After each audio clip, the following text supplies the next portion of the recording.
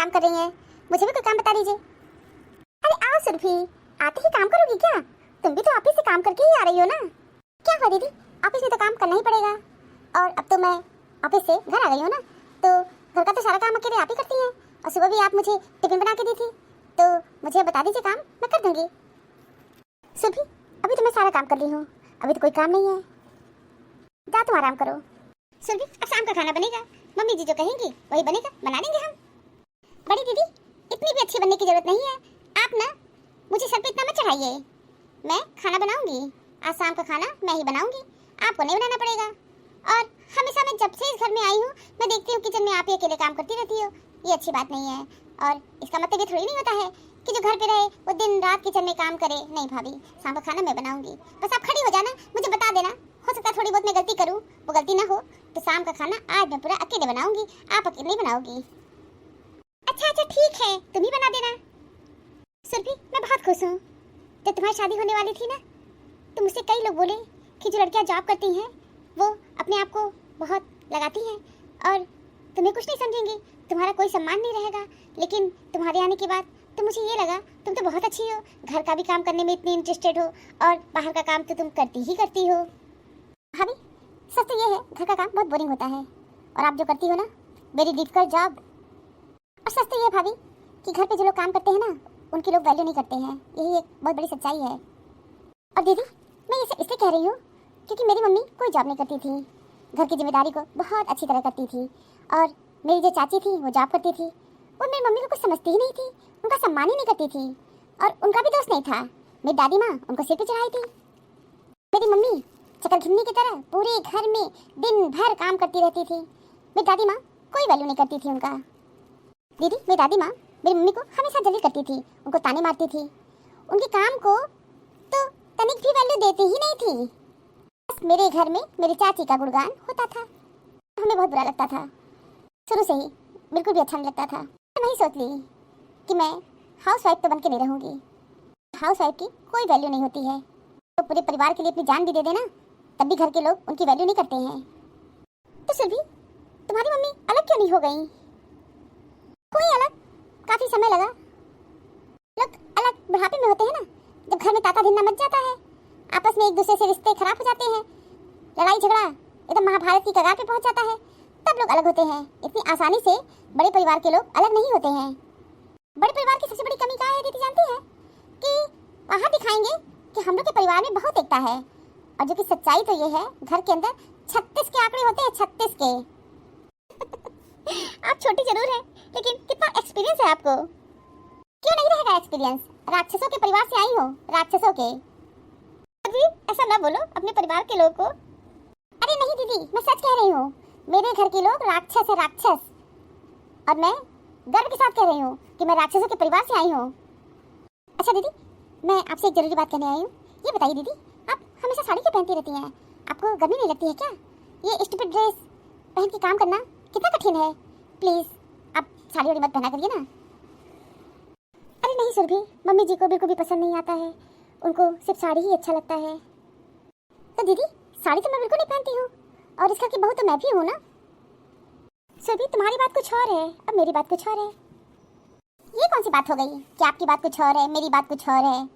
ये तो गलत बात है। छोड़ो, जाने दो, मुझे साड़ी ही अच्छा लगता है, और अब तो मेरी आदत हो गई है। अरे दीदी, मैं यही तो कह रही हूँ, आदत को बदलिए ना, आप तो आदत को बदलने को ही नहीं तैयार हैं।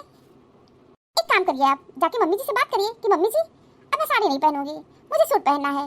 मैं आपको ये नहीं कहती हूँ कि आप जींस पहनो, आप सलवार कुर्ता पहना करो ना, आपको काम करने में बहुत अच्छा लगेगा, बहुत आरामदायक कपड़े होते हैं, और ये साड़ी पहन के काम करना बहुत ही कठिन है। प्लीज दीदी, मेरे लिए एक बार मम्मी जी से बात तो करके देखो, हो सकता है मान जाए, हो सकता है उनकी बुद्धि सही हो गई हो। उनकी बुद्धि तो सही ही है दीदी, उनकी बुद्धि में गोबर भरा हुआ है, गोबर। अरे सुरभि, ऐसा मत कहो, अगर सुन लेंगी ना तो किसी को नहीं छोड़ेंगी। मम्मी जी शुरू हो जाती है ना तो चुप होने का नाम नहीं लेती है, पूरा घर सिर पे उठा लेती है। दीदी, मैं अपने कमरे में जा रही हूँ, और शाम का खाना मैं ही बनाऊंगी, ठीक है? ठीक है, आ जाना बनाने। और हाँ दीदी, मम्मी से आप एक बार प्लीज बात करिए, हो सकता है बात बन जाए। बात करने से ही बात बनती है, प्लीज एक बार आप बात जरूर करिए मेरे लिए। चलो ठीक है, अच्छा बात करती हूँ मम्मी जी से। मम्मी जी, मैं आपसे कुछ बात कहने आई हूँ। हाँ तो कहो, क्या कहना चाह रही हो? मम्मी जी, मैं ये कह रही हूँ कि साड़ी पहन के काम करने में मुझे दिक्कत होती है, तो मम्मी जी मैं भी सलवार सूट पहनना शुरू कर दूँ क्या? शोभा, तुम्हारा दिमाग खराब हो गया है क्या? बड़ी बहू हो ना, बड़ी बहू की कुछ अपनी मर्यादा होती है। मर्यादा में रहना सीखो, ज्यादा उटपटांग कपड़े पहनने की जरूरत नहीं है, समझ गई?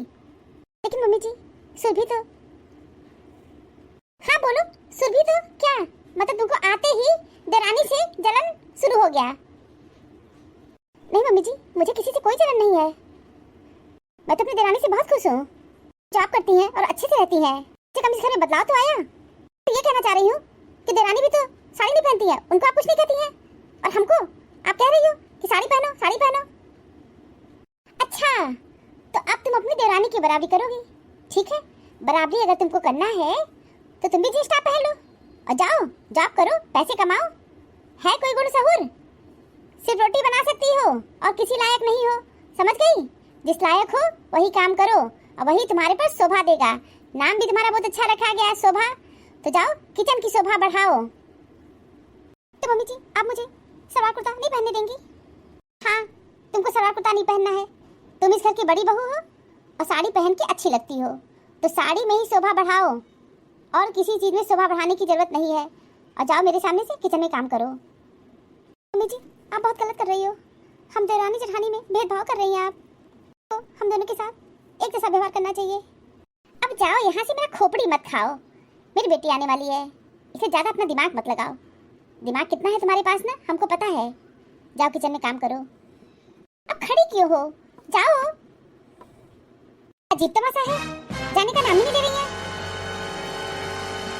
आप मेरे साथ अच्छा नहीं कर रही हो, तुम्हारे साथ अच्छा करेंगे भी नहीं, समझ गई? जाओ अपना काम करो और ज्यादा अपना खोपड़ी मत चलाया करो।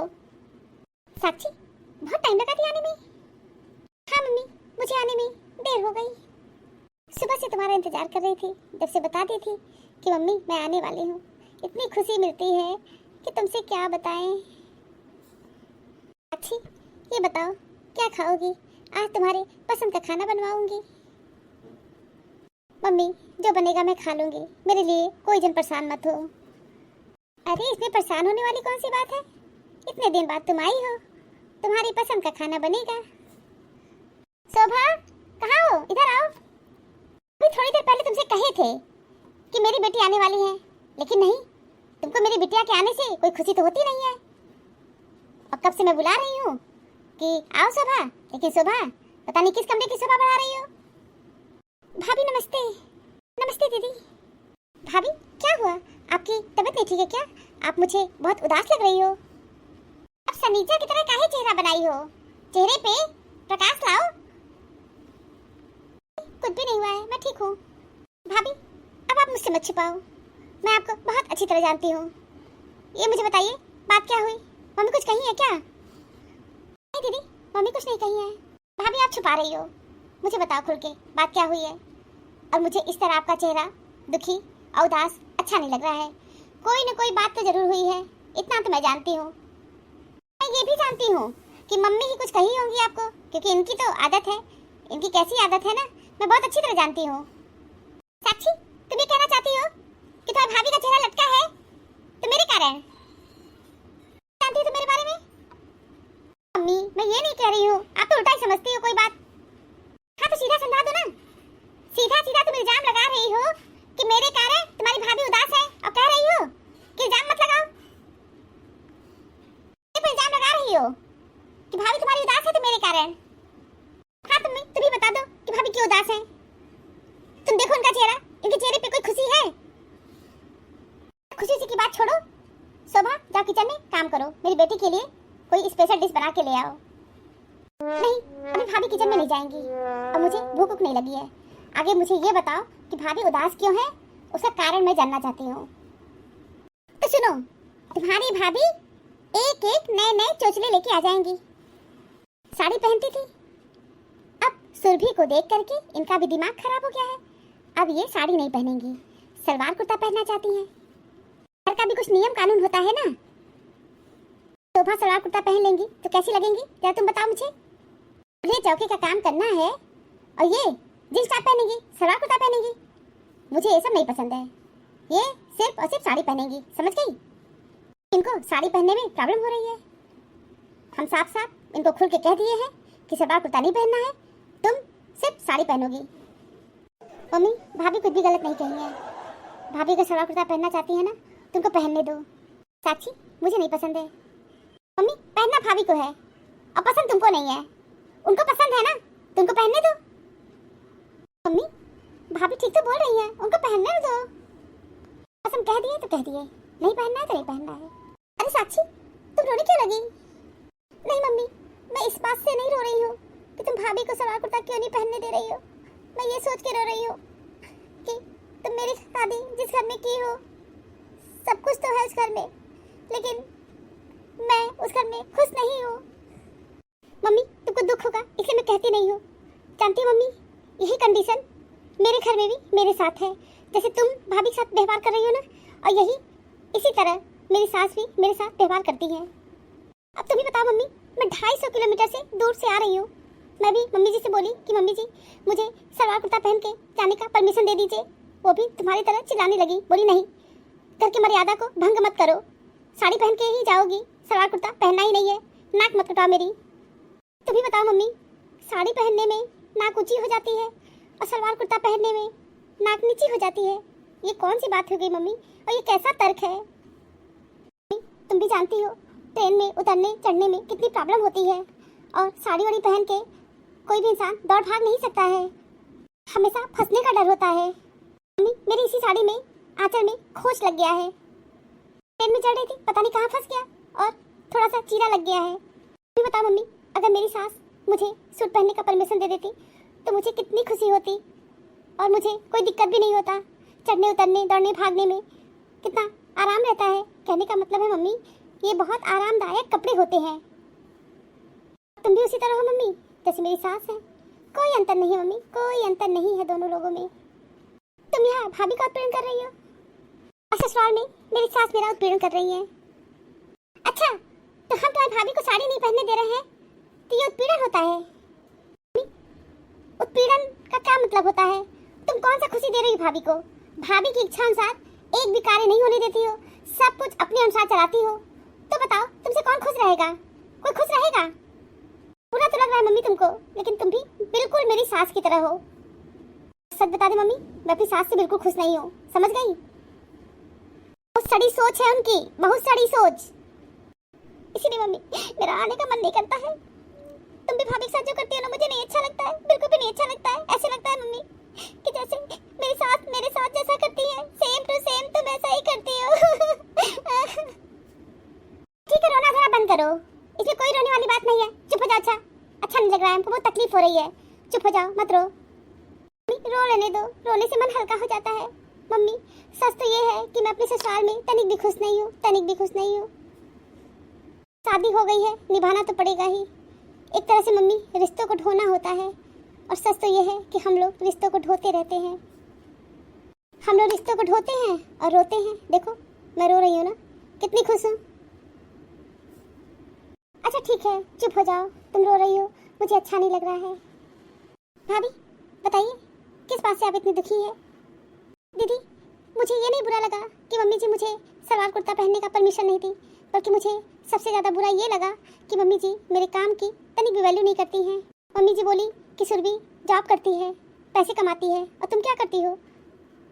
सुबह से उठती हूँ, घर के पूरे काम करती हूँ। मम्मी जी मेरे काम की तनिक भी वैल्यू नहीं करती हैं, हमेशा यही करती रहती हूँ। तुम कौन सा काम करती हो? तुम कौन सा काम करती हो? बताइए दीदी, मैं कोई काम ही नहीं करती हूँ क्या? मैं उठते ही सबसे पहले किचन में ही घुसती हूँ। आप ही बताओ दीदी, अगर मैं किचन में ना घुसूँ तो क्या खाना बन सकता है? मम्मी, तुम्हारे अंदर बहुत कमी है, बहुत कमी है मम्मी। तुम ये बहुत गलत बोलती हो। छोटी भाभी जॉब करती है, ये अच्छी बात है, लेकिन बड़ी भाभी भी घर का काम करती है, और इन 8 साल से इस घर में अकेले वो पूरा काम कर रही हैं। और तुम भी मम्मी कितना बेकार सोचती हो। तुम्हारी सोच मम्मी तनिक भी अच्छी नहीं है। मम्मी, बड़ी भाभी के लिए कुछ तो अच्छा सोचा करो। क्या सोचो मम्मी, अगर ये खाना नहीं बनाएंगी तो क्या होगा? क्यों नहीं बनाएंगी खाना? खाना बनाना इनकी ड्यूटी है। मम्मी, तुमसे तो बहस करना बेकार है। मम्मी जी, छोटी दीदी बिल्कुल सही कह रही हैं। खाना बनाना बहुत कठिन काम होता है और बहुत बड़ा काम भी होता है, इसको छोटा मत समझिए। और मम्मी जी इसमें गलत क्या है? आप बड़ी दीदी को उनके पसंद का कपड़ा पहनने का परमिशन क्यों नहीं दे रही हैं? भाभी यही बात मम्मी को मैं कब से समझा रही हूँ, लेकिन मम्मी समझने को ही तैयार नहीं है। हाँ हाँ समझ गए। अब तुम लोग एक साथ सब लोग मेरी खोपड़ी पे चिल्लाओ मत। अच्छा गुड बनाई हो सब लोग। मम्मी हम लोग कोई गुड नहीं बनाए हैं, तुम बहुत गलत बोल रही हो और तुम्हारी सोच बहुत खराब है। अपनी सोच को बदलो, समझ गई? परिवर्तन लाओ। एक खड़ूस सास की तरह व्यवहार करती हो। अच्छा अच्छा चलो हम खुश हो गए और तुम लोग की बात मान रहे हैं और अपने अंदर इतना बड़ा परिवर्तन ला रहे हैं। शोभा जो तुम्हारा मन करे पहनो, समझ गई? अब खुश हो जाओ। बिटिया रानी तुम भी खुश हो जाओ। जब से आई हो चेहरे पे उदासी छाई है तुम्हारे, खुश हो जाओ, मुस्कुराओ जरा। भाभी आप भी खुश हो जाइए ना, देखो मम्मी चेंज हो गई, मम्मी का माइंड चेंज हो गया। भाभी देखिए मैं भी आपके साथ हूँ और छोटी भाभी भी आपके साथ है। देखो कितनी पावर होती है ना। मम्मी मान गई। मम्मी इतनी आसानी से मानने वाली नहीं थी, क्योंकि मम्मी को मैं बहुत अच्छी तरह जानती हूँ। भाभी सेम टू सेम मेरी सास मेरी मम्मी की तरह है। अच्छा हमको इतनी बुरी मत बनाओ, हम इतनी बुरी सास नहीं है। देखो हम बदल गए कि नहीं बदल गए। तुम्हारी सास से तो मैं बात करूंगी। मैं अच्छे को ठीक करती हूँ तो तुम्हारी सास किस खेत की मूली है, उनको भी मैं ठीक करके रहूंगी। उनको भी चेंज तो होना ही पड़ेगा। प्लीज मेरे घर में महाभारत मत करना तुम। नहीं मैं तो तुम्हारी सास को सुधार के रहूंगी। देख लेना मेरी बिटिया को इतना गवारीन बना के रखी है, उनकी सड़ी बुद्धि को तो मैं सही करूंगी। क्योंकि बात तो तुम्हारी सही है।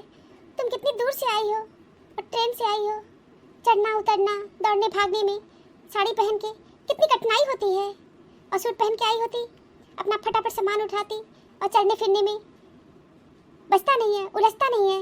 बहुत आरामदायक कपड़ा होता है, ये बात मुझे समझ में आ रही है।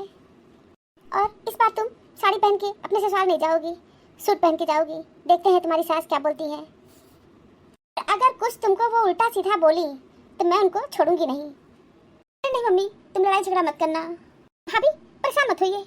इस बार आप साड़ी पहन के अपने ससुराल आप नहीं जाएंगी, इस बार आप सूट पहन के जाएंगी। हम भी आपके साथ चलेंगे और मिल के लड़ाई लड़ा जाएगा। हाँ हम भी चलेंगे और आपकी सास से मिल के लड़ाई लड़ेंगे। अरे आप लोग मेरे घर में महाभारत करने चलेंगी क्या? नहीं वहाँ जाके रामायण पढ़ेंगे, हमारी सास को गीता ज्ञान देंगे। अच्छा ठीक है जब जाएंगे ना तब देखा जाएगा। आप लोग कोई प्लानिंग मत करो, ये तो तय है। इस बार तुम साड़ी पहन के नहीं जाओगी और तुमको विदाई में मैं साड़ी दूंगी भी नहीं। आज ही चलते हैं शॉपिंग करने और तुम्हारे लिए 4 सूट खरीदती हूँ। और इस बार अपने ससुराल जाना और वहाँ पे तुम सूट पहनोगी। और रही बात तुम्हारी सास की, उनसे तो हम निपट लेंगे। अच्छा ठीक है भाभी, बहुत ऐसे भूख लगी है, कुछ भी खाने को ले आओ। हाँ दीदी अभी ले आ रही हूँ। जीवन में सफलता पाने के लिए हमें अपने लक्ष्य के प्रति दृढ़ और संकल्पित रहना चाहिए। हमें अपने लक्ष्य को प्राप्त करने के लिए कड़ी मेहनत करनी चाहिए और कभी हार नहीं माननी चाहिए। हमें अपने लक्ष्य के प्रति प्रतिबद्ध रहना चाहिए और अपने लक्ष्य को प्राप्त करने के लिए हमेशा प्रयासरत रहना चाहिए। जैसे एक फूल को खिलने के लिए समय लगता है, उसी तरह हमारे लक्ष्य को प्राप्त करने में भी समय लगता है। हमें धैर्य रखना चाहिए और अपने लक्ष्यों को प्राप्त करने के लिए निरंतर प्रयास करना चाहिए। Thank you for watching this video. Video अच्छी लगी हो तो लाइक और शेयर करना ना भूलें। चैनल को सब्सक्राइब नहीं किया है तो फटाफट सब्सक्राइब कीजिए। मिलते हैं अगले वीडियो में एक नई स्टोरी के साथ। तब तक आप लोग अपना बहुत ख्याल रखिए, हमेशा हंसते मुस्कुराते रहिए। आप सभी को बहुत बहुत धन्यवाद, बहुत बहुत धन्यवाद। तो प्लीज मेरे चैनल को सब्सक्राइब कीजिए। Thank you.